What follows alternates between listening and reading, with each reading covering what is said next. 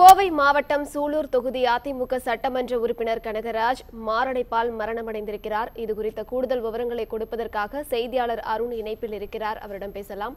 அருண், இது குறித்த விரிவான விவரங்களை பதிவு செய்யுங்க.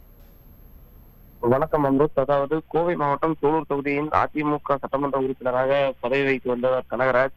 இவர் கடந்த 2011 முதல் 16 வரை கோவை நகர்மன்ற தலைவராக பதவி வைத்து வந்த நிலையில 16ஆம் ஆண்டு நடைபெற்ற சட்டமன்ற தேர்தலில் அவருக்கு அதிமுகவினுடைய சூலூர் தொகுதி சட்டமன்ற உறுப்பினர் வேட்பாளராக அன்றைய முதலமைச்சர் ஜெயலலிதா அறிவித்திருந்தார். அன்றைய தேர்தலில் அவர் போட்டியிட்டு இந்த தேர்தல் வெற்றி பெற்று அவர் தற்போது சட்டமன்ற உறுப்பினராக பதவி வைத்து வருகிறார். இவரது வீடானது கோவை சூலூர் அடுத்த சுல்தான்பேட்டை அருகே இருக்கக்கூடிய வதம்பச்சேரி பகுதியில அமைந்திருக்கிறது. அங்கே இருக்கக்கூடிய அவரது தோட்ட வீட்டில் தான் அவர் இருந்திருக்கார்.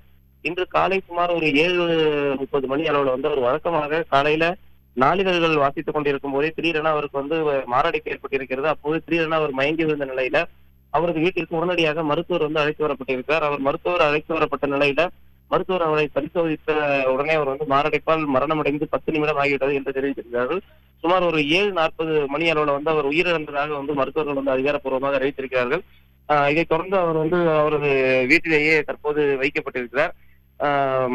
இந்த நிலையில அவர் கடந்த 2016ஆம் ஆண்டு அவர் சட்டமன்ற உறுப்பினராக தேர்ந்தெடுக்கப்பட்டதிலிருந்தே அவர் சூலூர் தொகுதியில அவ்வப்போது சர்ச்சைக்குரிய கருத்துக்களை பதிவு செய்வதும், அதே போன்று தனக்கு மனதில் தோன்றும் தகவல்களை எல்லாமே உடனடியாக செய்தியாளர்களுக்கு தகவல் தெரிவிப்பதிலையும் அவர் தொடர்ந்து ஈடுபட்டிருந்தார்.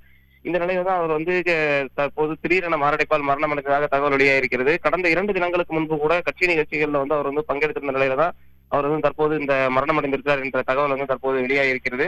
இந்த நிலையில தேர்தல் அறிவிக்கப்பட்டிருக்கிற நிலையில நேற்றைய தினம் கூட அந்த பகுதி பொதுமக்களை அவர் சந்தித்ததாக கூறப்படுகிறது.